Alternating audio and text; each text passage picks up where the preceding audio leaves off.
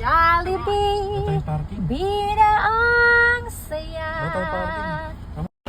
Naalala ko yung time na nung mga bata pa kami, kapag nagja-Jollibee kami noon, kasi may pension na yung lolo ko.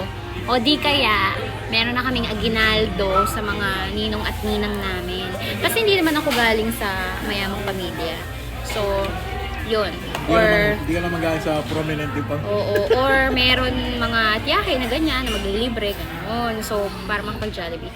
Sobrang overwhelmed lang and blessed kasi hindi tayo palaging nasa baba. Hindi tayo palaging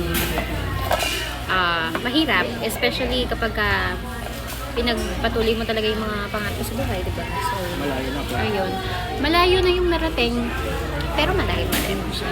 At ipatuloy na pagpapatuloy, nato pa rin yung mga pangarap sa buhay. So, tsaka masaya lang din ako kasi my family will not gonna experience that, especially my children, because I'll be able to bring them, diba, sa places na I haven't been.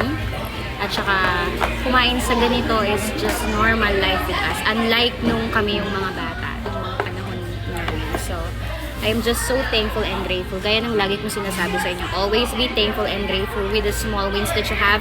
Magugulat ka na lang, ang dami mo na palang big wins. And dahil yan sa faith mo kay Lord, and at the same time sa faith mo sa sarili mo, at sa pagpapatupad mo o pagpapatuloy sa pagpapatupad ng pangarap mo sa buhay. Kaya kung nag-uumpisa ka pa lang ngayon, pagpatuloy mo lang yan. It may be a rocky road, but dadaan at dadaan ka pa rin dun sa daan na gusto mo at makakarating ka dun sa gusto mong papuntahan, as long as always do it with heart.